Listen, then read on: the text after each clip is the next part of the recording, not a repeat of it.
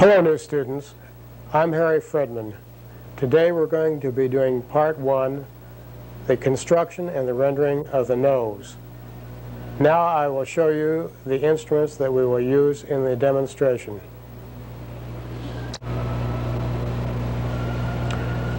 For the first 4 lessons, which we will be doing the elements, we will be using these elements here.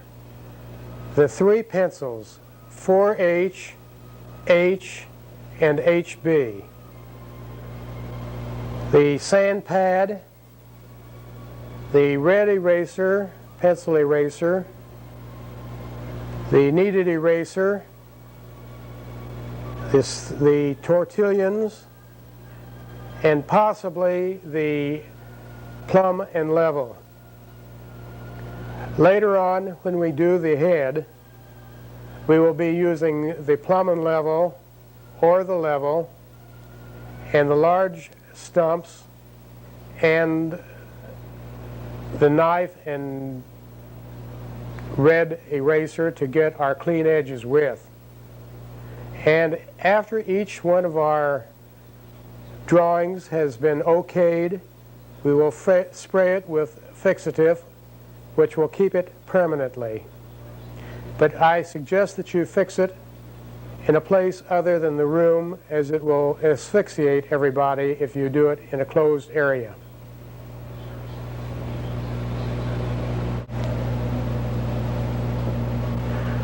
The first thing I want to say is that I'm using the H pencil instead of the 4H as you are supposed to use.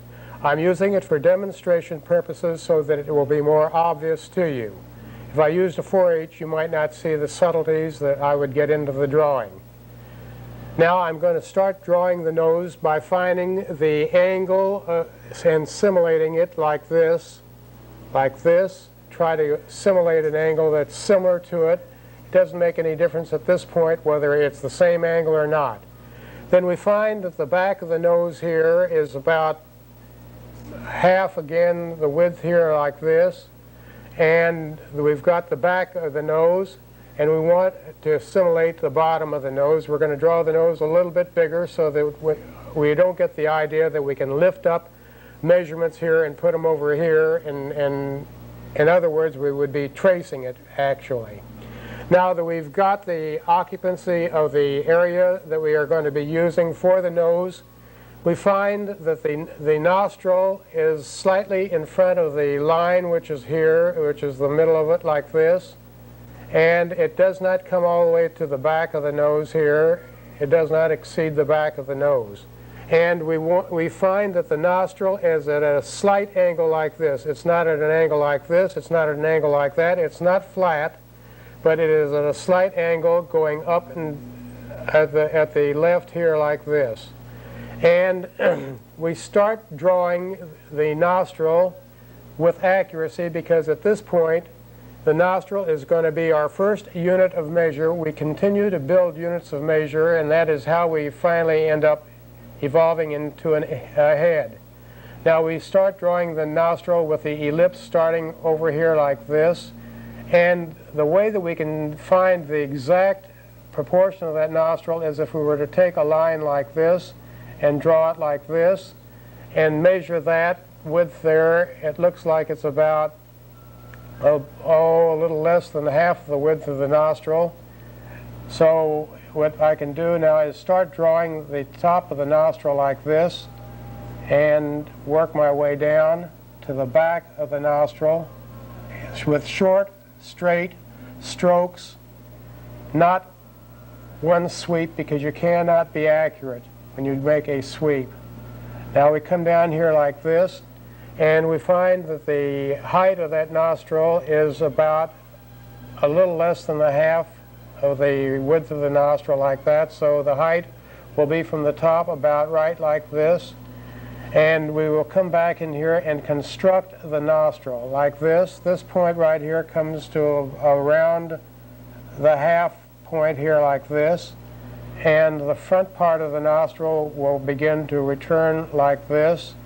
And we have the first unit of measure. And that should be drawn as accurately as possible so that we can judge that for other units of measure. The second thing that we will do is to find the farthest point of the back of the alar wing. The alar wing is this area here on the nose, which wraps around and comes to the bottom of the nose. But the farthest point, which is about the height of the nostril, and we want to find out how far the end of the nostril is, like this, to the back of the alar wing.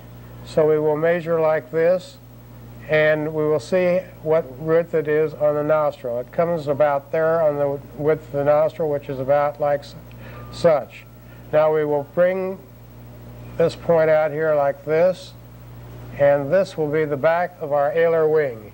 Now we want to find how far the alar wing goes inside of the nostril, and it comes into a point about like such.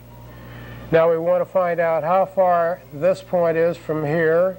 So let's find out the width there in relationship to the width of the nostril. It looks like it's about 1/4 of the width of the nostril here. So let's make about 1/4 of the width of the nostril, which is down about here. And this will give us the bottom of our alar wing. Now all we have to do is join these two points here like this, and we find the back of the alar wing like this. And the next thing that we're going to do is find the front of the nostril. The farthest extent of the nostril seems to be at this point here, or the apex of the curve. Now we want to find out how far the nostril is from the front of the nose. Let's extend this line down like this, and point to here. We find out how far in relation to the nostril. It looks like it's slightly less than the width of the nostril.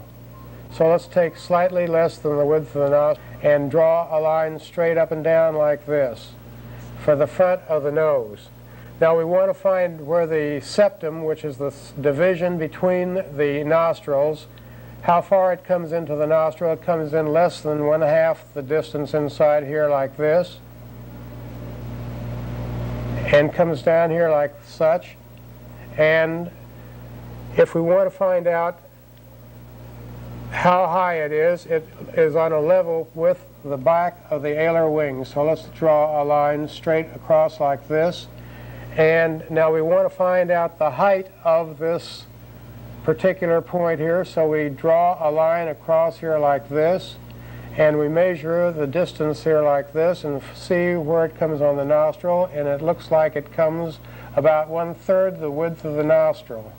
About 1/3 the width of the nostril is about like this from the top of the nostril like that. Now we run this line over across like this,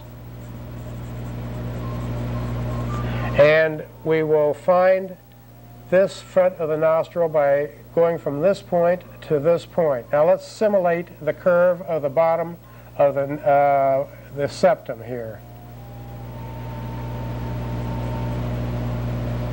using short, straight strokes, which will give you a far more accurate drawing than if we were to